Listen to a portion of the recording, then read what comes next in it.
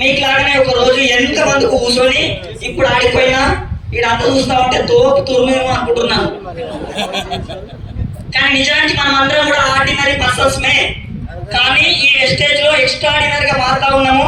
This is Balaraju Etela Medak నుంచి వచ్చిన ఒక 6 నెలల కింద మా రంజిత్ సార్ నేను బండి మీదకి పక్క ఊరికి వచ్చినాం. ఇప్పుడు అదే ఊరు పొంటి అదే రోడ్ పొంటి 15 లక్షల కారు వేసుకొని ఈ సూట్ వేసుకొని వచ్చిన. Good morning.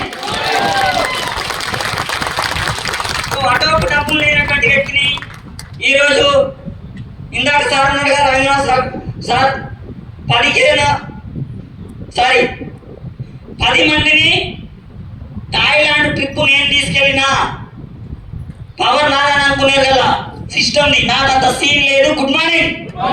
ఎందుకట్లా నాకంత సీన్ లేదు అని అనుకుంటున్నామంటే ఎవరైనా నాకే తెలుసు నాకంత సీన్ ఉంది, నేను తోపును తురుమును నేను అన్ని చేస్తాననుకుంటే ఇక్కడ మనం ఏం చేయలేము. కానీ ఇక్కడ ఉన్న వ్యక్తులందరూ కూడా నాకేం తెలీదు, నా జీవితం ఇది కాదు, నేను ఉండాల్సిన బ్రతకాల్సిన లైఫ్ స్టైల్ ఇది కాదు అని అనుకుంటున్నారు కాబట్టి ఇందులో సక్సెస్ అవుతా ఉన్నారు.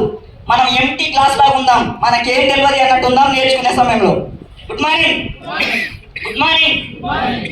1 గంట దాటిపోయింది గుడ్ మార్నింగ్ అని అనుకుంటూ రావాలన్నా అనుకున్నట్టు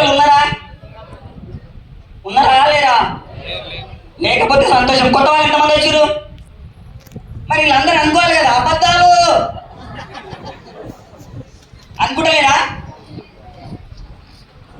రైట్, థ్యాంక్ యూ. అనుకోకపోతే మంచిదే. గుడ్ మార్నింగ్ ఏదైతుందో గుడ్ మోర్ ఎర్నింగ్. గుడ్ అంటే మంచి, మోర్ అంటే ఎక్కువగా, ఎర్నింగ్ అంటే